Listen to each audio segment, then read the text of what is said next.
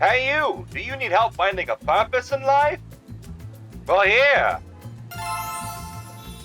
Now you have the ability to heal. Can I heal myself? Why, of course. With this power, you can heal even the most grievous of wounds quick as a flash. Finally! A purpose! Now go and be the healer you were Wait, no! Oh God, no! What have I done? No! No! You're next! No!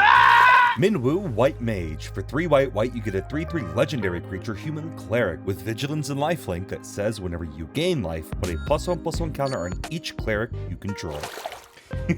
I don't know why it keeps happening, but for some reason, the top 2 strongest decks I built are mono white. And this is one of them. Minwu is the unholy love child between Cathar's Crusade and the Johnny's Pride mate, and it has the select privilege of being invited into the command zone. The only downsides are, it's mono white, it's a 5 mana 3/3, and you only get to roll up with your cleric buddies. Which, I mean, if you look closer, aren't actually downsides, because not only has artifact rep become a lot better with age, Minwu also comes packed with vigilance and lifelink, and most importantly, is a cleric. Most of the things that gain us life are actually clerics. Huh. Finally, a use for my favorite card, Soulmender. The only real problem with it being a mono white deck is card draw. It's not exactly available in mono white. So, if you're desperate enough, anything can be card draw. Anything. But I mean, even with that problem, there isn't really much to worry about. I test every deck that I put on this channel a lot of times before I decide to even make a video about it. And even with the gross ones like Codis, Judith, or even Obeka, I usually can play them and people understand they're just gross and gimmicky. This one's just different. People dread playing against this one because it is just that good. The only other deck that I built that does that is Abdel. This is the type of deck that people take out their decks and then they see this one hit the table and they're like, okay. And they pull out the powerful decks. It consistently can play outside of bracket 2 and more like bracket 3 games, so I'd say the intent is going to be bracket 3. But if you have a lot more removal in your pods, this will be pretty fairly balanced out because it's still mono white and costing out the commander is viable. You know what else is viable? Our sponsor. Black Friday's upon us, and you know what that means.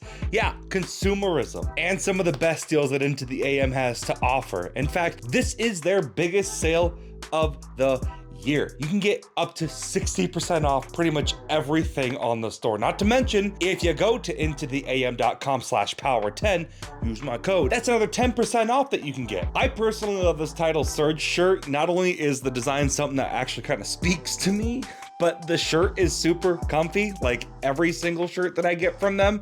And guess what? Glows in the dark. And since so many of you have already treated yourself using my code, they gave me some gift cards to give out. So there's a couple $25 gift cards. Here, Afro has one of them. I think Darth Maul will have the other. Click the link in the description, intotheam.com/power10, 10% off. And if you're quick enough, $25 off too. That's a really good deal. Wow, what a nice ad. Glad you didn't skip it. So how did I accidentally stumble onto another mono white monster? Well, started by tackling that first problem that I had. How do you get past the resource desert that's mono white? We're lucky enough to be in a Lifegain deck, so we get to use special cards. Well. What do we have here?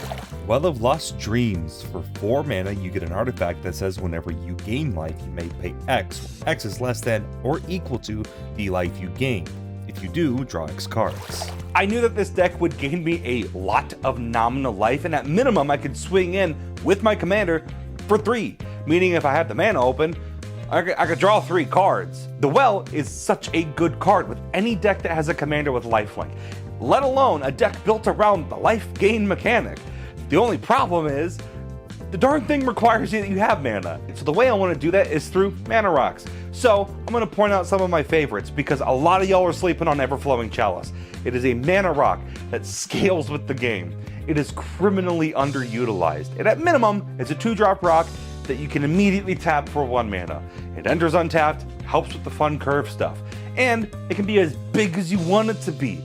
In multiples of 2. Plus, Liquid Metal Torque is a thing. It's very fun because the second line you can make anything an artifact. And because we're in white, that also means you get to play some funny shenanigans and some repeatable removal, which with the torque means that we can turn any targetable threat from an is to a was. Now, 3 mana rocks, I usually try and stay away from because it's a lot nicer to go 1, 2, rock, 3, another rock. 3 mana rocks that tap for 1 usually deserve to go into the timeout pile and think about what they've done. But in this case, there's 3 of them because they have really good uses in the deck. Relic is just kind of like a commander sphere that also gains you life once you're hashtag blessed. Well, the talisman is an obvious include.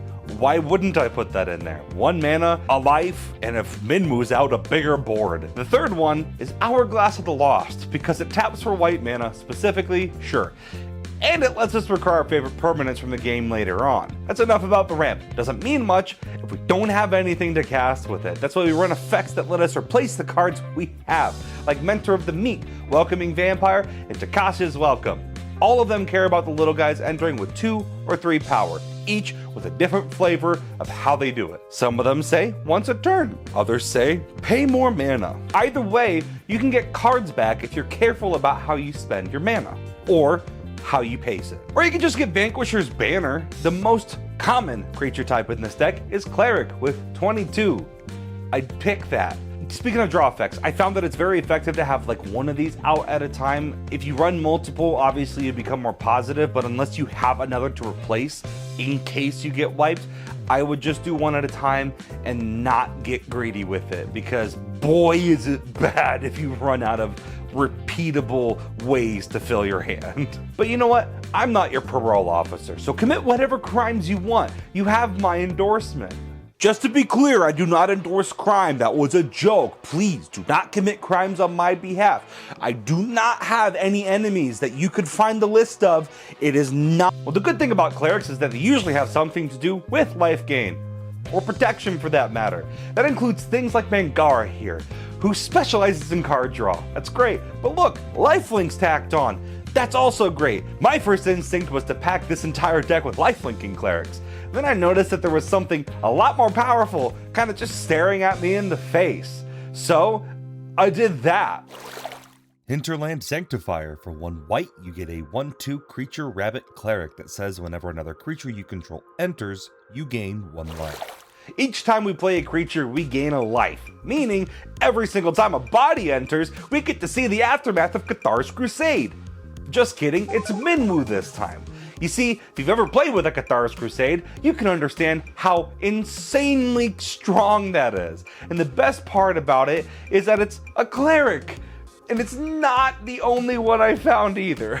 Turns out, these kinds of effects are fairly common in white, and with our commander, each of them essentially act like a Cathar's Crusade on a creature body. Lunarch Veteran, Impassioned Orator, Core Celebrant, all clerics. All that can do this ability for us.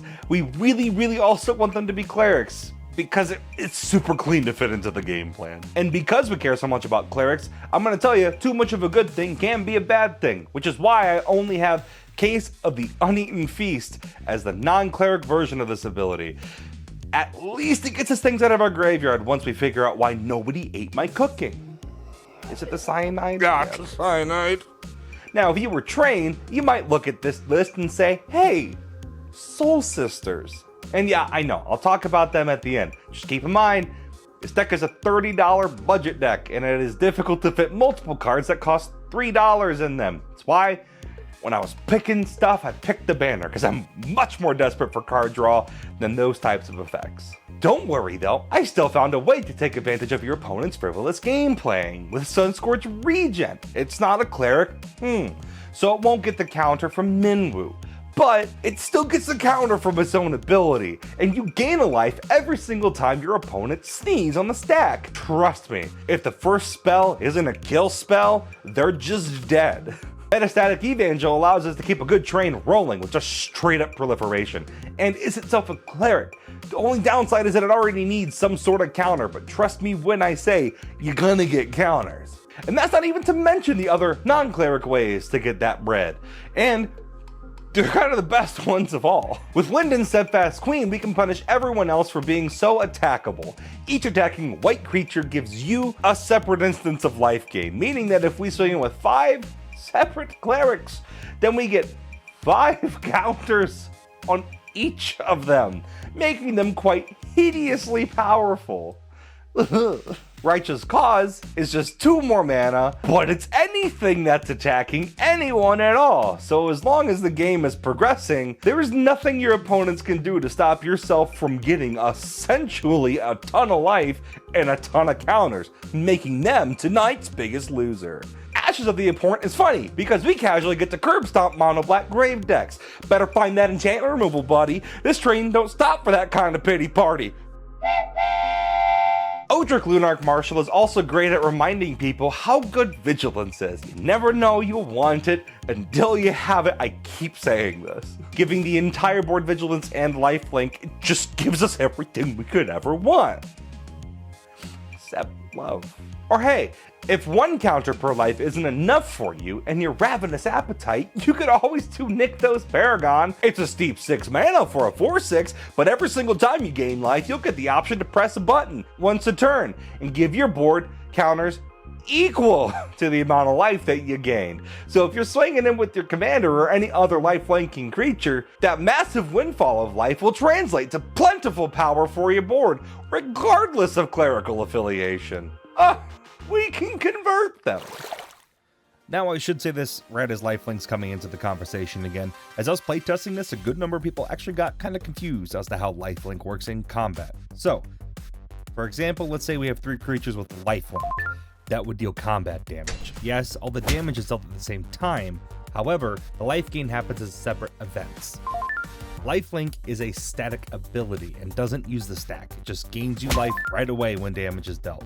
But this doesn't total all the damage together and count it as one instance of life gain. See, in Rule 702.15e, if multiple sources with Lifelink deal damage at the same time, they cause separate life gain events. So, in that example, with 3 creatures with Lifelink dealing damage, that would be 3 separate life gain events, ergo 3 separate triggers from Minwu, meaning 3 counters on all of our clerics. Seriously, why aren't there more lawyers in Magic? As I post this deck, it's still under $30. So I know most of you don't care for it to be $30. So I'm gonna give you some upgrades. Give the people what they want, I guess, shall we? Soul Warden. For 1 white, you get a 1/1 creature human cleric that says whenever another creature enters the battlefield, you gain 1 life. For sure you want to have this card in this deck. It is $3, but any creature entering, like our field and theirs?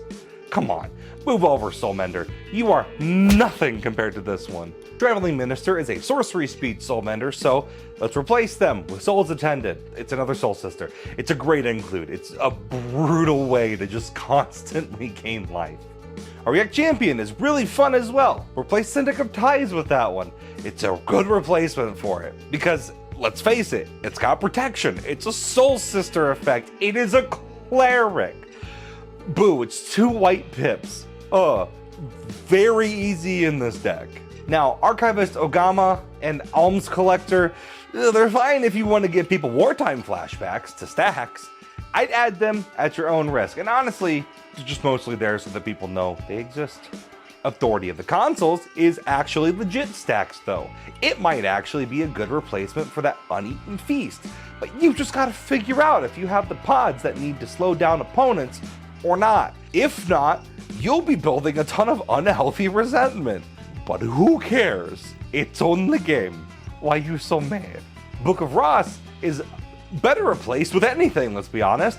But we're not desperate when we don't have a budget restriction, so put Folk Hero in there. Very few creatures won't get you another card. Everything's pretty much a human or a cleric, so like, or a dragon. And now for the 2 that you've probably been wanting me to mention this entire time. Aetherflux Reservoir and Roaming Throne. Let's cut to the chase. Honestly, I don't like Roaming Throne. I think it's overused in a lot of decks, but this is a perfect use case for it. It doubles everything effectively without having to try. Hi, Post Cody here. My mic kind of died for this next bit, but the reason why Roaming Throne fits so perfectly into this deck specifically is every single cleric that has a Sisters type of effect will see a creature enter, gain double the life, That means that Minwu Do see 2 separate life triggers, and then each of those triggers are doubled. So one creature entering will put 4 counters on every cleric. And hi, post Cody. Just realizing now, you can sometimes even pick human and get some triggers going off that would make everyone else jealous, like with Linden's Steadfast Queen. Every creature getting 2 instances of life gain, and Minwu still doubles their triggers. An Aetherflex Reservoir is a loaded gun that can take out anybody, especially in this deck. I've seen it get well above 150 life pretty easily, meaning if you slap it down you kinda just win. Otherwise, it's an amazing life gain utensil that you can just use as the game progresses, because it snowballs for every spell you've cast. Really good value, really good utility.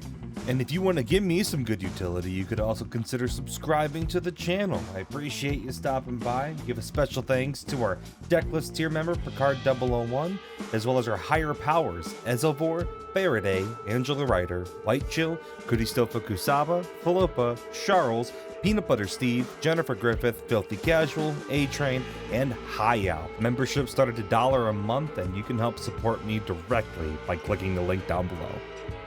And if you want to see that other mono white deck, Abdel Adrian, if you haven't already seen this, you're in for a treat. But this deck is crazy good. If you really want to just check it out, honestly, it's my baby. It's a bit different than what the video says at this point, because I built it initially to be like 50 cents or less, but like, oh, you just got to check it out. It's so good. It's a great deck.